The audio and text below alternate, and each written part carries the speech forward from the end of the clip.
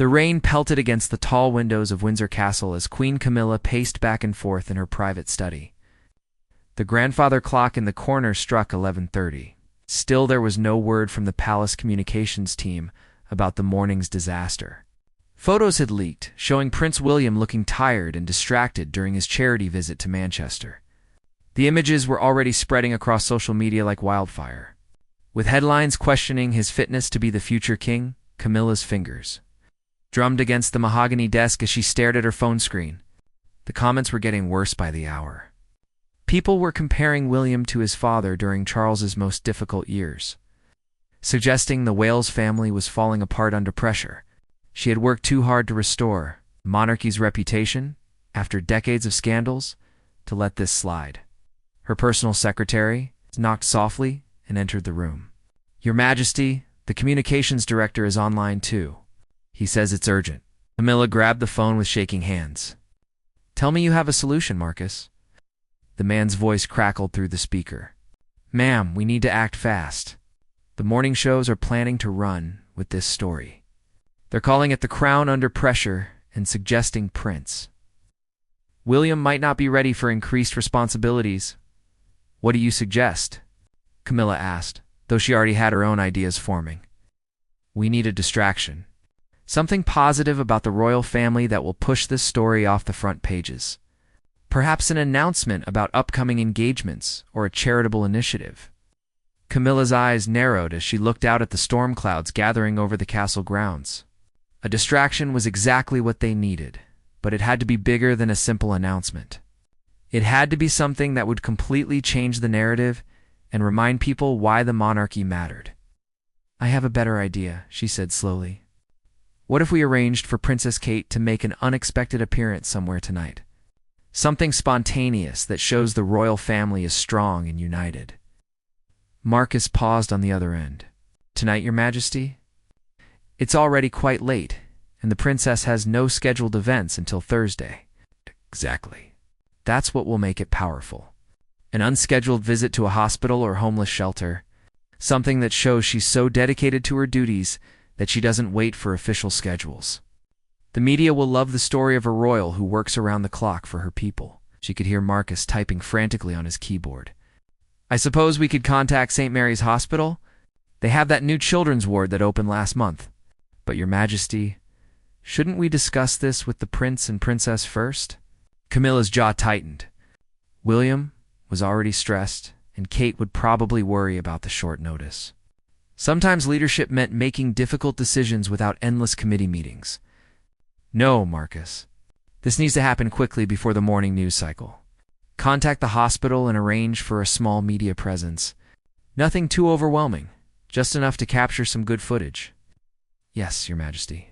"Should I inform the princess's private secretary?" "Send a car to Kensington Palace at midnight. Tell them it's an urgent matter that requires the princess's immediate attention. I'll call Kate myself to explain once she's en route." After hanging up, Camilla felt a surge of satisfaction. This would solve multiple problems at once. The negative stories about William would disappear, replaced by glowing coverage of Kate's dedication. The monarchy would look strong and responsive to the people's needs. And most importantly, she would be seen as the decisive leader who knew how to handle a crisis. She walked to her window and watched the rain continue to fall. In a few hours, photographers would be capturing images of Princess Kate comforting sick children, and the morning headlines would celebrate the royal family instead of criticizing them. It was exactly the kind of bold move that separated real leaders from those who simply followed protocol. Her phone buzzed with a text from Marcus confirming that. St. Mary's Hospital had agreed to the visit. The children's ward supervisor was honored by the unexpected opportunity and promised to have several young patients available for Kate to meet. The hospital's photographer would document everything, ensuring beautiful images for the morning papers. Camilla smiled as she imagined the headlines. "Princess Kate's Midnight Mission of Mercy," or "Royal Dedication, Shines in Hospital Visit." The stories would emphasize Kate's spontaneous compassion and unwavering commitment to helping children. By morning, everyone would forget about the unflattering photos of William. She picked up her phone to call Kate, but hesitated for a moment. It was nearly midnight, and the princess was probably asleep with her children. But sometimes sacrifice was required for the greater good. The monarchy's reputation was more important than one night of interrupted sleep. The phone rang 3 times before Kate's sleepy voice answered. "Hello? Kate, dear, it's Camilla. I'm terribly sorry to wake you, but we have a situation that requires your immediate attention." There was a pause as Kate clearly tried to shake off the grogginess. "Is everything all right? Is William okay?" "William is fine, but we have a public relations crisis that could damage the entire royal family if we don't act quickly. I need you to make an appearance at St. Mary's Hospital tonight." "Tonight? Camilla, it's nearly midnight. What kind of appearance?" Camilla could hear the confusion and concern in Kate's voice, but she pressed forward. "A visit to the new children's ward. Nothing formal, just a few minutes with some young patients to show that the royal family is always available when people need us most." Kate was quiet for several seconds. "I don't understand. What crisis are you talking about? And why does it require a hospital visit in the middle of the night?" There are some unflattering photos of William circulating online. The media is questioning his readiness for future responsibilities. We need a positive story to counter the negative coverage, and your natural warmth with children will be perfect. Camilla, I think we should discuss this with William first, and perhaps wait until morning when we can plan something properly. Camilla's patience was wearing thin. "Kate, a car is already on its way to collect you. The hospital is expecting you within the hour. Sometimes we must act decisively for the good of the crown." The line went quiet, except for the sound of Kate's breathing. Finally, the princess spoke, her voice carefully controlled. "I see. I'll be ready when the car arrives." As Camilla ended the call, she felt confident that she had handled the situation perfectly. By dawn, the royal family's reputation would be restored, and everyone would remember why they respected the monarchy. Kate sat on the edge of her bed, staring at her phone in disbelief. The rain continued beating against the windows of Kensington Palace while she tried to process what had just happened. Camilla had essentially ordered her to make a midnight hospital visit without any proper discussion or planning. The whole situation felt wrong, but challenging the Queen directly was not something she could do lightly. She glanced at William sleeping peacefully beside her, completely unaware of the crisis supposedly brewing around him. Part of her wanted to wake him and ask what these mysterious photos were about. But another part recognized that he had been under enormous stress lately. The last thing he needed was to be dragged into whatever scheme Camilla had cooked up. Moving quietly to her dressing room, Kate pulled out a simple navy dress and cardigan. If she was being forced into this midnight mission, she would at least look appropriate for a hospital visit. But as she got dressed, her mind raced with questions about Camilla's real motives. Something about the Queen's insistence on immediate action without consultation felt off. Her phone buzzed with a text from Marcus, Camilla's communications director. "Car arriving in 15 minutes. Hospital staff prepared for informal visit to children's ward. Small press pool organized for documentation." Kate's stomach dropped. A press pool meant this wasn't just about showing concern for sick children. This was a carefully orchestrated media event designed to generate specific headlines. She realized she was being used as a prop in whatever narrative Camilla wanted to create. And the understanding made her feel sick.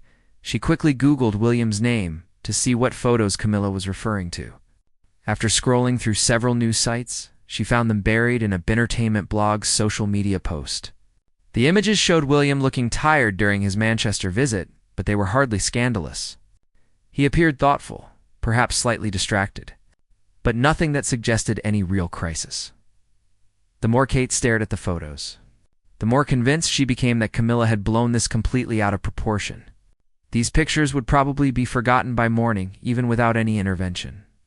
But the Queen had panicked and decided to drag Kate out of bed for an unnecessary publicity stunt. A soft knock at the front door indicated the car had arrived. Kate grabbed her purse and quietly made her way downstairs, her mind working furiously. If she was going to be forced into this situation, she needed to find a way to control it. Camilla might have set the scene, but Kate could still determine how the story played out. The drive to St. Mary's Hospital took 20 minutes through the empty London streets. Kate used the time to think carefully about her approach. She could either go along with whatever plan Camilla had arranged, or she could find a way to turn this midnight summons into something meaningful on her own terms. By the time they arrived at the hospital, Kate had made her decision. She would visit the children as requested, but she would also make it clear that this was her own initiative, not something ordered by Queen Camilla. More importantly, she would ensure that any media coverage focused on the patients and hospital staff, rather than palace politics. The hospital administrator met her at the entrance, clearly nervous about the unusual circumstances. "Your Royal Highness, thank you so much for coming on such short notice. We have several children who are awake and would be thrilled to meet you." Kate smiled warmly at the woman. "Please call me Catherine. I know this is very last minute, but I couldn't stop thinking about the children after hearing about your new ward. Sometimes the best visits are the unplanned ones, don't you think?" She could see the administrator's confusion about whether this visit was planned or spontaneous, which was exactly what Kate intended. Let people wonder about the circumstances. The important thing was redirecting attention to the hospital and its patients. As they walked through the corridors, Kate noticed the small group of photographers that Marcus had arranged. She approached them directly, something that broke normal protocol, but served her purposes perfectly. "Good evening, everyone. I know you're here to document tonight's visit, but I want to make sure we respect these children's privacy. Please focus your coverage on the wonderful work this hospital does, rather than on me personally." The photographers exchanged glances, clearly unprepared for such direct communication from a royal. Usually they received instructions through press secretaries and were kept at a respectful distance. Kate's approach immediately changed the dynamic of the entire evening. When they reached the children's ward, Kate's demeanor shifted completely. Her strategic thinking disappeared as she focused entirely on the young patients still awake despite the late hour. She sat beside a 7-year-old girl named Emma, who was recovering from surgery, and listened intently as the child described her collection of stuffed animals. "Which one is your favorite?" Kate asked, genuinely interested in the girl's answer. "This one," Emma said, holding up a worn teddy bear. "His name is Sir Snuggles, and he's been with me for all my operations." Kate spent several minutes discussing Sir Snuggles' adventures and asking Emma about her favorite books. The photographers captured these moments, but Kate barely noticed them. She moved from bed to bed, giving each child her complete attention and asking thoughtful questions about their interests and experiences. In the room next door, she met 10-year-old James, who was fascinated by astronomy. He had been admitted for treatment but couldn't sleep because he was too excited. About a meteor shower scheduled for later that week, Kate listened as he explained the different constellations visible from London and shared his dream of becoming an astronaut. "Have you ever seen the International Space Station?" Kate asked, pulling out her phone. "There are apps that tell you exactly when it will pass overhead. Would you like me to show you?" She spent 15 minutes helping James download the app and showing him how to track the station's orbital path. The boy's excitement was infectious. Kate found herself genuinely enjoying their conversation about space exploration and scientific discovery as the visit continued. Kate realized something important was happening. What had started as Camilla's manufactured crisis response was transforming into something real and meaningful.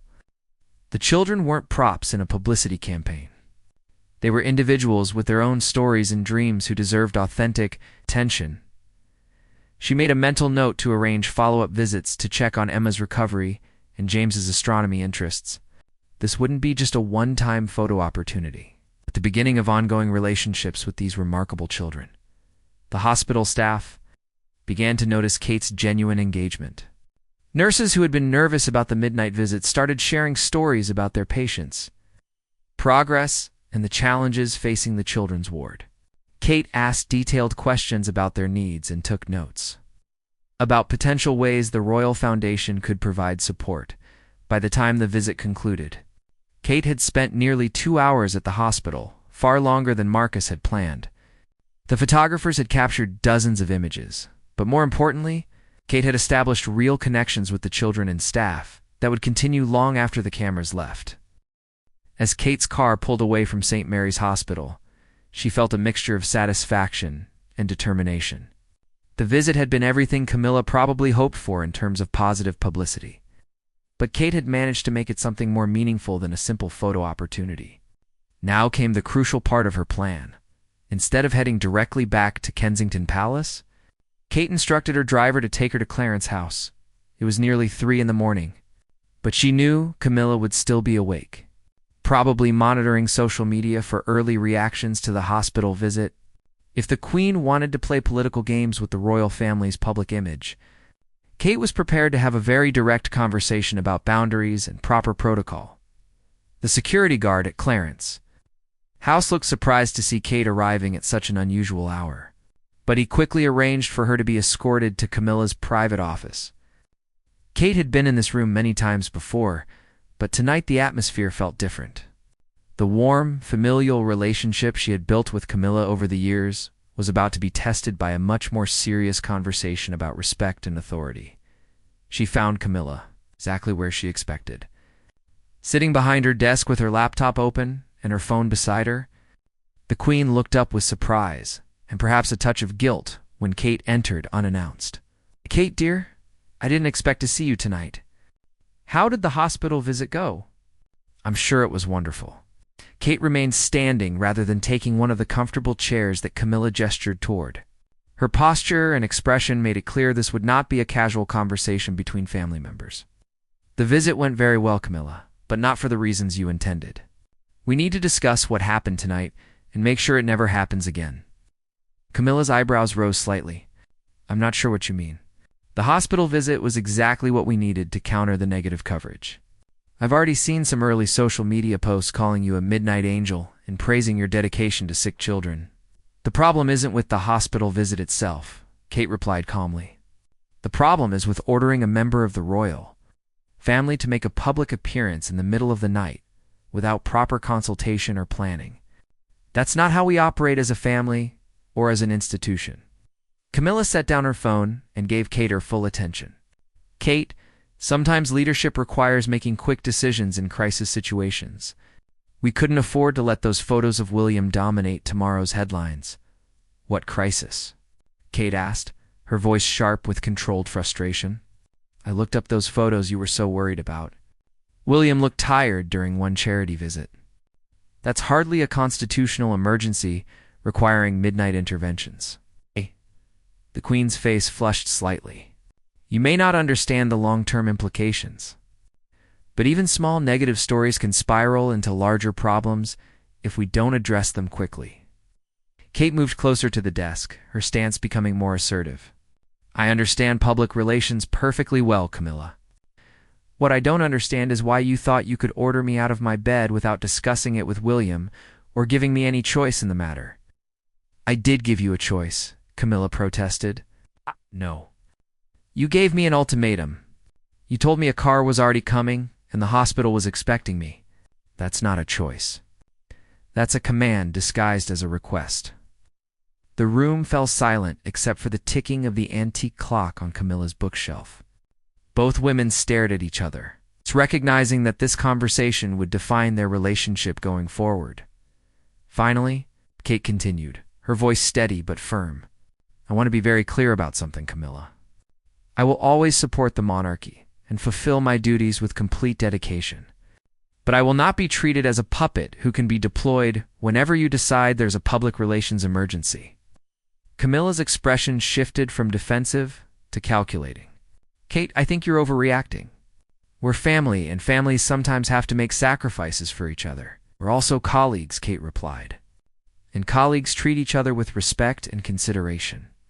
What you did tonight crossed a line from family cooperation into something that felt more like giving orders to staff." She paused to let that statement sink in before continuing. "I've spent years building my own relationship with the British people based on authentic engagement and genuine care. I won't let anyone, even you, turn me into a prop in political theater." Camilla leaned back in her chair, clearly reassessing her approach. "I didn't realize you felt so strongly about this." "I was simply trying to protect the family's reputation." "Our reputation is built on trust and authenticity," Kate said. "When we manufacture responses to non-existent crises, we risk losing both of those things." "The public isn't stupid, Camilla. They can tell the difference between genuine concern and publicity stunts. So what do you suggest we do differently in the future? Kate finally took a seat, signaling that she was ready to move from confrontation to problem solving. First, we discuss any public appearances as a family before committing to them. Second, we make sure our responses are proportional to actual problems, rather than imagined ones.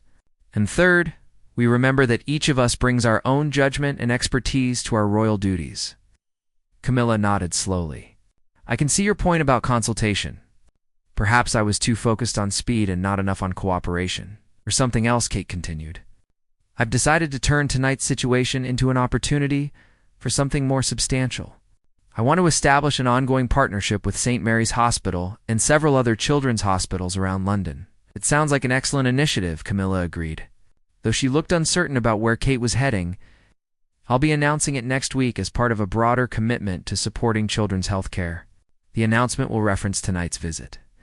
But it will make clear that this was the beginning of a long-term personal commitment rather than a one-off publicity event. Camilla's eyes narrowed as she realized what Kate was doing.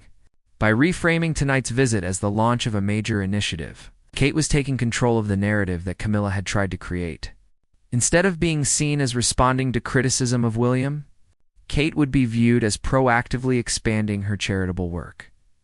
That's very clever, Camilla said carefully. It's also honest, Kate replied. Those children I met tonight deserve ongoing support, not just a midnight photo opportunity. Emma, the little girl with the teddy bear, is having another surgery next month. James, the boy interested in astronomy, wants to apply for a special science program, but needs help with the application. These aren't publicity opportunities. They're real children with real needs. Kate stood up to leave, but turned back for one final statement. I hope we understand each other now, Camilla. I'm committed to serving the crown with everything I have, but I'll do it on terms that respect both my role and my judgment. As Kate walked toward the door, Camilla called after her. Kate, wait! I owe you an apology. You're right that I overstepped tonight, and I should have consulted with you and William before making any arrangements. Kate paused, but didn't turn around completely. I accept your apology, Camilla. I hope we can work together more effectively in the future.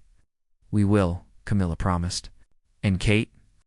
Your idea about the hospital partnership is brilliant. The Royal Foundation should absolutely support that kind of long-term commitment. Kate smiled for the first time that night.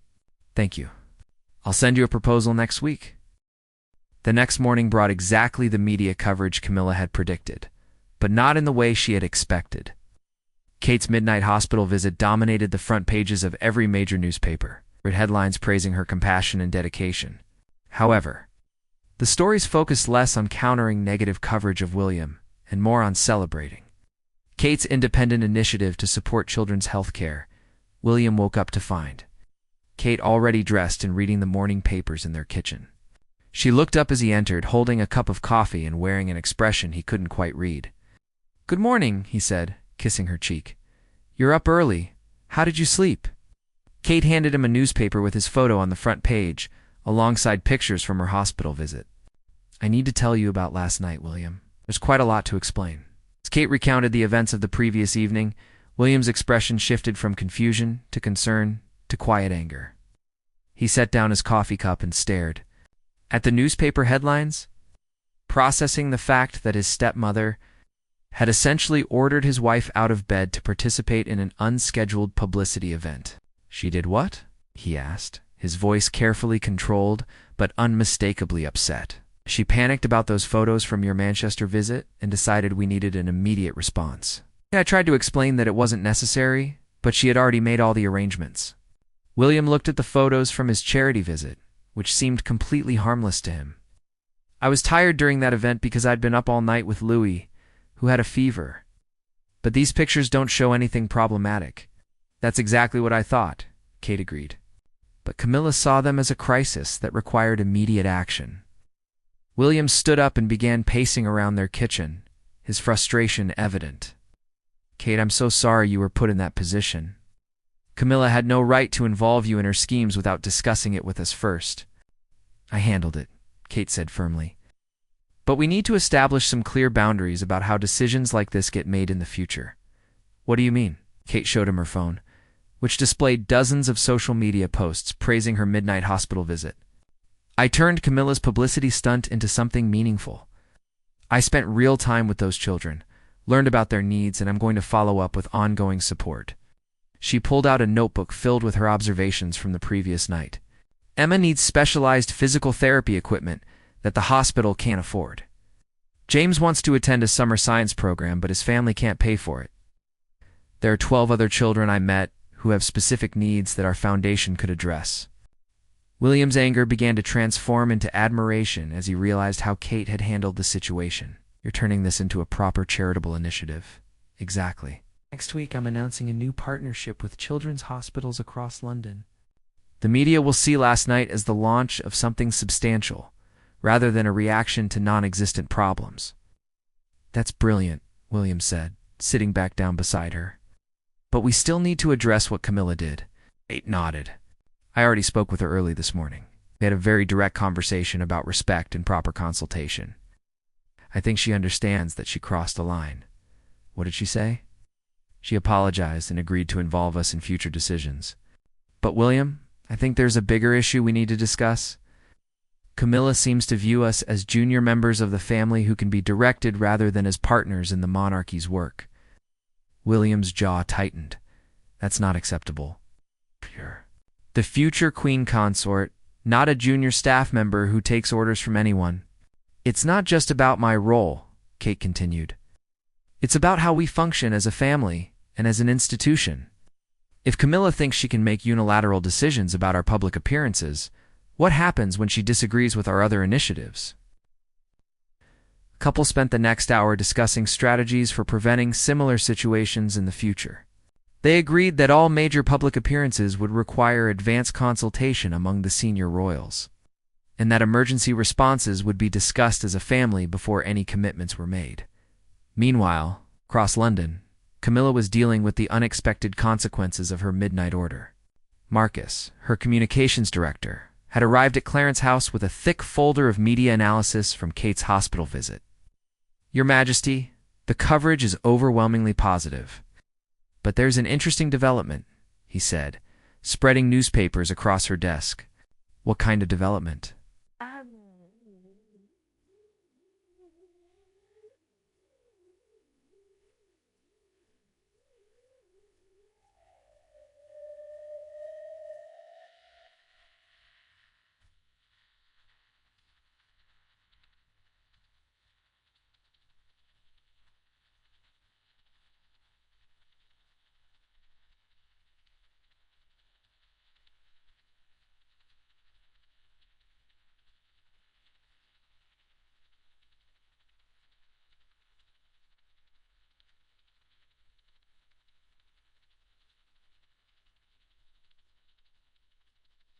Well, all by well else? What I? They're treating it as Princess Kate's independent initiative to expand her charitable work. Several outlets are calling her a visionary, royal who doesn't wait for formal protocols when children need help. Camilla frowned as she read the headlines. That's not the narrative we planned. No, ma'am, it's not. And there's more. Princess Kate's private secretary called this morning to request a meeting about expanding the Royal Foundation's children's healthcare initiatives. Apparently, she has detailed proposals based on her conversations with hospital staff last night. Camilla realized that Kate had completely outmaneuvered her. What had started as Camilla's crisis management strategy had become Kate's platform for demonstrating independent leadership. The younger woman had taken control of the situation and used it to advance her own charitable agenda. Have you heard anything from Prince William's office? Camilla asked. Yes, ma'am. His private secretary requested a meeting with you this afternoon to discuss coordination protocols for future royal engagements. I believe Prince William wants to address what happened last night. Camilla sank back in her chair, understanding that she would likely face some difficult conversations in the coming days. She had underestimated both Kate's strategic thinking and William's protective instincts regarding his wife. Her phone buzzed with a text message from Kate. Camilla. I've scheduled a press conference for Friday to announce the Children's Hospital partnership. I thought you should know in advance. Hope you'll consider attending to show family support for the initiative. Best regards, Catherine. The message was perfectly polite but carried an unmistakable subtext. Kate was proceeding with her own plans and simply informing Camilla rather than asking for permission. The balance of power in their relationship had shifted overnight. Camilla had to admire Kate's skillful handling of the situation, even as she recognized that her own attempt to control the narrative had backfired completely. Instead of showing decisive leadership in a crisis, she had created an opportunity for Kate to demonstrate exactly the kind of authentic, thoughtful, royal engagement that the public valued most. The irony was not lost on her. In trying to manufacture a positive story about the royal family, she had inadvertently created a situation where Kate's genuine leadership qualities shone brighter than any carefully planned publicity campaign ever could. Her secretary knocked and entered the office. "Your Majesty, Prince William's office has confirmed the meeting for 3 o'clock this afternoon, and Princess Kate's private secretary would like to schedule a follow-up discussion about the Foundation's role in the new hospital initiative." "Schedule both meetings," Camilla replied with a sigh. "And next time I think there's a public relations crisis, remind me to sleep on it before making any decisions." "Yes, Your Majesty." "Shall I prepare briefing materials for the meetings?" "No," Camilla said, looking out her window at the morning sun finally breaking through the storm clouds. "I think I need to listen more than I need to talk today." Friday morning arrived with unprecedented media attention surrounding Kate's press conference about the new Children's Hospital Initiative. The event was scheduled for 10 o'clock at Kensington Palace, and news crews had been gathering since dawn. What had started as Camilla's midnight crisis management had evolved into Kate's moment to demonstrate her vision for modern royal engagement. Kate stood in her private office, reviewing her notes one final time. The past 4 days had been a whirlwind of meetings with hospital administrators, foundation lawyers, and communications specialists. She had transformed her hastily arranged midnight visit into the foundation for a comprehensive program that would provide ongoing support to children's hospitals across the United Kingdom. William entered the room carrying 2 cups of coffee and wearing his most formal suit. "Ready for your big moment?" "I think so," Kate replied, accepting the coffee gratefully.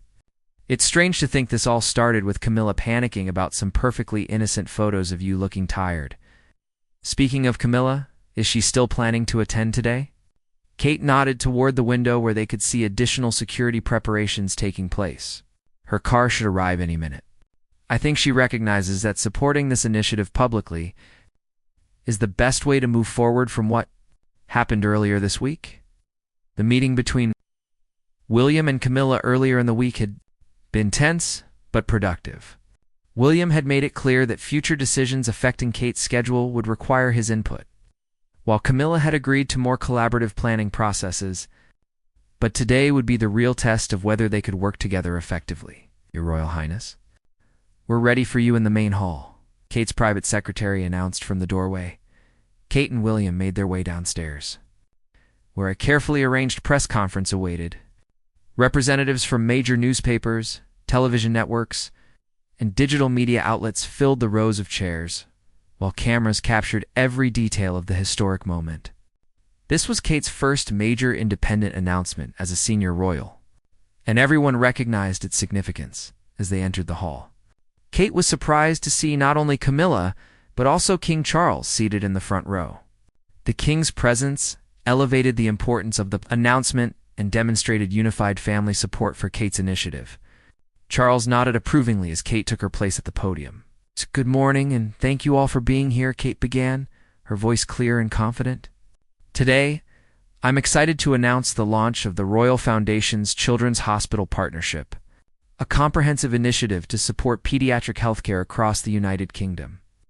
She clicked to her first slide, which showed photos from her midnight visit to St. Mary's Hospital. "This program was inspired by my recent visit to St. Mary's Children's Ward, where I had the privilege of meeting some remarkable young patients and dedicated healthcare workers." Kate spent the next 20 minutes outlining a detailed program that would provide funding for medical equipment, support for family accommodations, and educational opportunities for young patients. She had prepared specific examples of how the program would help children like Emma, who needed specialized therapy equipment, and James, whose scientific interests would be supported through hospital-based learning programs. This initiative represents more than charitable giving, Kate explained. It's about creating lasting partnerships between the royal family and the communities we serve. We're not just writing checks. We're building relationships that will continue for years to come. The press corps was clearly impressed by the scope and detail of Kate's presentation. This wasn't a typical royal announcement about patronages or ceremonial visits.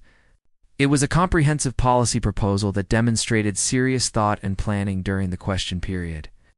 One journalist asked about the timing of the announcement.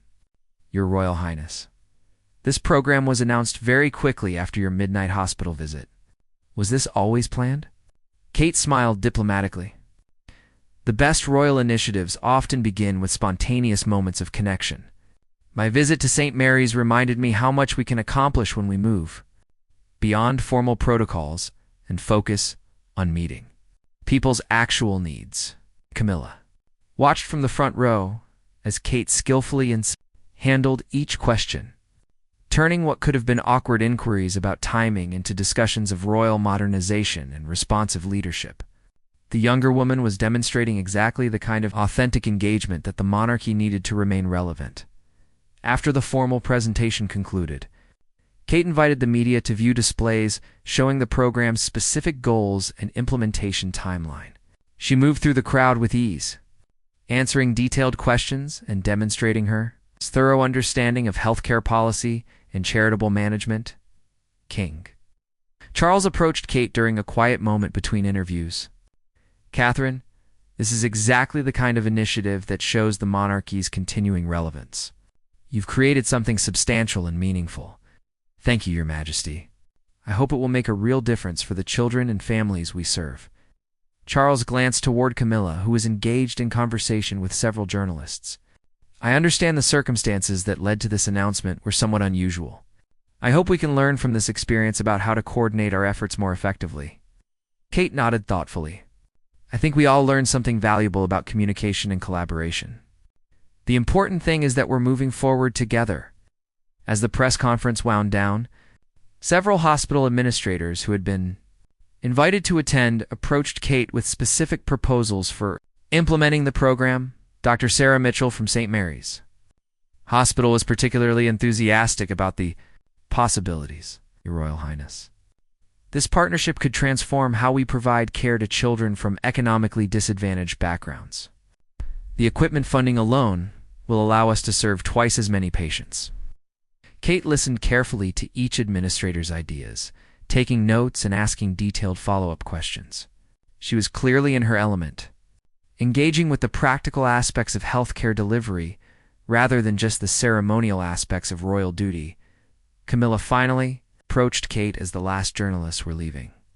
"Catherine, I want to congratulate you on today's announcement. This is exactly the kind of leadership the royal family needs." "Thank you, Camilla. I hope we can continue to support each other's initiatives going forward." "I'd like to discuss how the Queen's charities might complement your hospital program," Camilla suggested. "Perhaps we could coordinate our efforts to maximize impact." Kate smiled genuinely for the first time in their conversation.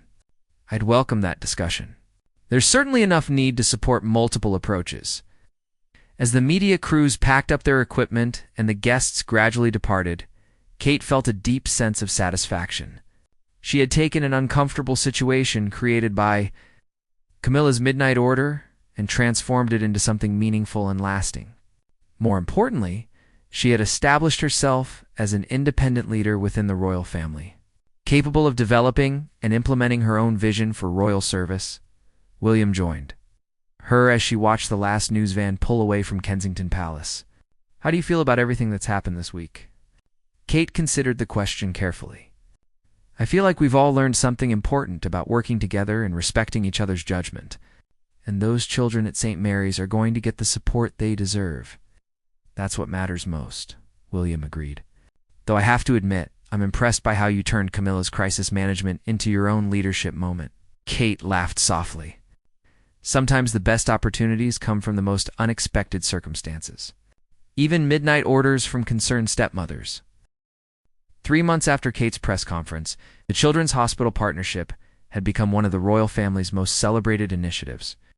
The program was operating in 15 hospitals across the United Kingdom, and early results exceeded everyone's expectations. More importantly, the working relationship between Kate and Camilla had evolved into something neither a woman had anticipated when that midnight phone call first disrupted their lives. Kate was reviewing quarterly reports from participating hospitals when her private secretary announced that Queen Camilla had requested a meeting. Since the press conference, their interactions had been cordial but somewhat formal, focused on coordinating charitable efforts rather than rebuilding their personal relationship. Kate wondered if today might finally address the underlying tensions that had never been fully resolved. Camilla arrived at Kensington Palace carrying a thick folder and wearing an expression that Kate had learned to associate with serious royal business. They settled into Kate's private sitting room, the same space where Kate had once reviewed her notes for that early morning press conference. "Catherine, I wanted to discuss something important with you," Camilla began, opening her folder to reveal detailed charts and reports. "I've been following the hospital partnership program very closely, and the results are remarkable." Kate accepted the documents Camilla offered, surprised by their thoroughness. "Thank you. We've been pleased with the progress, though there's still much work to be done." "Now, that's actually what I wanted to discuss," Camilla continued. "I think this program could be expanded internationally, and I'd like to propose that we work together to make that happen." Kate looked up from the reports with genuine surprise. "International expansion. That's a significant undertaking." Camilla leaned forward, her enthusiasm evident. "I've been in discussions with several Commonwealth countries about adapting your hospital. It's a partnership model for their healthcare systems. Australia, Canada, and New Zealand have all expressed serious interest in pilot programs." The proposal represented exactly the kind of collaborative opportunity Kate had hoped might emerge from their earlier conflicts. But she wanted to understand Camilla's motivations clearly. "What role do you envision for yourself in this expansion?" "I'd like to serve as your international coordinator," Camilla replied without hesitation. "I have existing relationships with royal families and government officials throughout the Commonwealth that could facilitate these partnerships." Kate studied Camilla's expression, searching for any signs of the controlling behavior that had characterized their midnight hospital crisis. Instead, she saw genuine enthusiasm and what appeared to be a sincere desire to support Kate's leadership rather than direct it. "That's an interesting proposal," Kate said carefully. "How would the coordination work practically?" Camilla pulled out additional documents showing preliminary discussions with various Commonwealth officials. "I would handle the diplomatic outreach and initial negotiations, but you would maintain complete control over program design and implementation standards. Think of me as facilitating your vision rather than creating my own." Kate was impressed by both the thoroughness of Camilla's preparation and her explicit acknowledgement of Kate's leadership role. This was a very different dynamic from the woman who had issued midnight orders 3 months earlier. "Camilla, can I ask what changed your approach to how we work together?" The Queen paused, setting down her papers and looking directly at Kate. She knew handle the press conference and then build this program into something truly meaningful. "Taught me something important about leadership. I realized I had been trying to manage situations instead of supporting the people best positioned to handle them." She gestured toward the hospital reports spread across Kate's coffee table. "You transformed my panicked midnight phone call into one of the most successful royal initiatives in recent years. You did that not by following my plan, but by creating something better based on your own judgment and instincts." Kate felt some of the tension she had been carrying since that night finally beginning to dissolve. "I appreciate you saying that. It wasn't easy to navigate that situation." "I'm sure it wasn't, especially since I put you in an impossible position without proper consultation." Camilla's voice carried genuine regret. "I've been thinking about that night quite a lot, and I realize I acted out of fear rather than wisdom." "Fear of what?" "Fear that the monarchy might lose relevance if we don't respond immediately to every potential criticism. But you showed me that authentic engagement is far more powerful than reactive publicity management." Kate nodded thoughtfully. "I think we both learned something important about trust and collaboration." Camilla smiled for the first time during their conversation. "I hope we can apply those lessons to this international expansion. I genuinely believe your hospital partnership model could help children around the world, and I'd be honored to support that effort. Over the next hour, they discussed practical details of the proposed expansion. Kate was impressed by Camilla's realistic timeline and her understanding of the complex logistics involved in adapting healthcare programs across different national systems. More importantly, Camilla consistently deferred to Kate's expertise and judgment rather than trying to impose her own ideas. "There's one more thing I wanted to discuss," Camilla said, as their meeting drew to a close.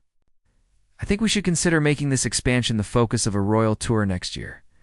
You and William visiting the Commonwealth countries to launch these programs personally?" Kate's eyes lit up at the suggestion. "That's a wonderful idea. It would demonstrate the monarchy's commitment to practical service rather than just ceremonial functions. Exactly. And it would position you and William as leaders in modernizing how the royal family engages with contemporary challenges." As Camilla prepared to leave, Kate walked her to the door, reflecting on how dramatically their relationship had changed since that stressful midnight phone call. The crisis that had initially threatened to damage their working relationship had ultimately created an opportunity for them to build something stronger and more collaborative. "Camilla, before you go, I want to thank you for your proposal today. This kind of partnership is exactly what I hoped we could achieve. Thank you for giving me the opportunity to support your leadership rather than trying to direct it," Camilla replied. "I think we make a better team when we respect each other's strengths." After Camilla left, Kate returned to her sitting room and looked at the materials spread across her coffee table. The quarterly reports showed dozens of children whose lives had been improved by the hospital partnership program. Emma had successfully completed her physical therapy and returned to school. James had been accepted into the specialized science program, was thriving in his studies, but beyond the individual success stories, Kate realized that something more significant had emerged from that midnight crisis. She had established herself as an independent leader within the royal family, capable of developing and implementing her own vision for modern royal service. More importantly, she had learned that her instincts and judgment were assets to be trusted rather than obstacles to be managed. Her phone buzzed with a text from William. "How did the meeting with Camilla go? Should I be worried about more midnight adventures?" Kate laughed as she typed her response. "No more midnight orders.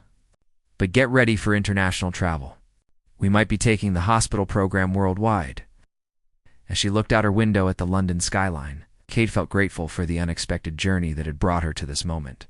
Sometimes the most challenging situations created the greatest opportunities for growth and positive change. Her midnight hospital visit had begun as Camilla's crisis management strategy, but it had evolved into Kate's platform for demonstrating a new model of authentic royal leadership. The children at St. Mary's Hospital had been the real winners in this royal drama, receiving not just a brief photo opportunity, but ongoing support that would improve their lives for years to come. And perhaps most importantly, the royal family had learned that their greatest strength lay not in managing public perception, but in genuinely serving the people who needed their help most. That midnight order had indeed backfired on Queen Camilla, but in the end, everyone involved had benefited from Kate's ability to transform a political misstep into a sovereign power move that strengthened both the monarchy and the communities it served.